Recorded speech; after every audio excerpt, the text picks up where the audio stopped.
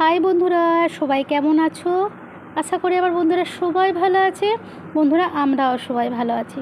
তো সমস্ত যোগাযন্ত্র দেখে নিশ্চয়ই তোমরা বুঝতে পারছো বৌদি কী বানাবে। হ্যাঁ, ঠিকই ধরেছো, তোমাদের বৌদি আজকে চিলি চিকেন বানাবে।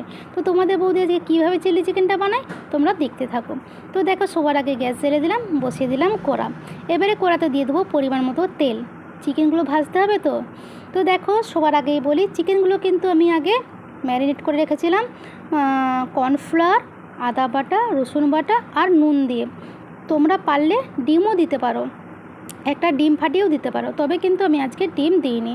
আমি জাস্ট কর্নফ্লাওয়ার, আদা বাটা, রসুন বাটা, নুন দিয়েই কিন্তু ম্যারিনেটটা করে রেখেছিলাম। তো দেখো, একে একে তেলের উপরে সমস্ত চিকেনগুলো দিয়ে দিচ্ছি। এক ফোড়ন চিকেন ভাজা হয়ে গেল। এইবারে যেইটুকুন চিকেন ছিল এবারে সমস্ত দিয়ে দেবো তেলের উপরে।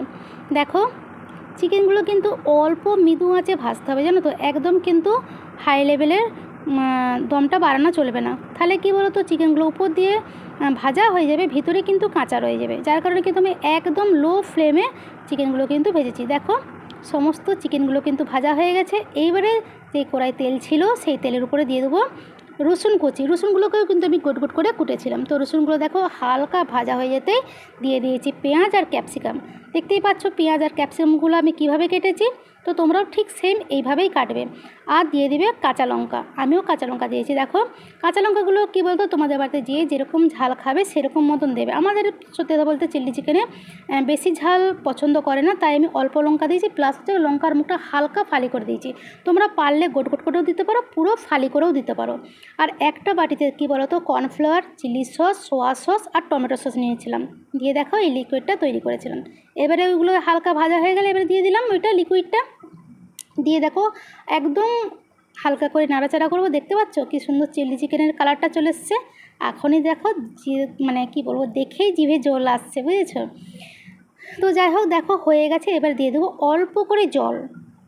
একদম খুব রসা করবো না আজকে, বুঝেছো। তো তোমাদের বাড়িতে যেরকম রসা তোমরা পছন্দ করো তোমরা সেরকম জলটা দেবে পরিমাণ মতো, বুঝেছো। তো দেখো, জল দেওয়া হয়ে গেছে। এবারে হালকা ফুটে যেতেই কিন্তু দিয়ে দিচ্ছি পরিমাণ মতো নুন। এবারে দেখো ফুটে গেল।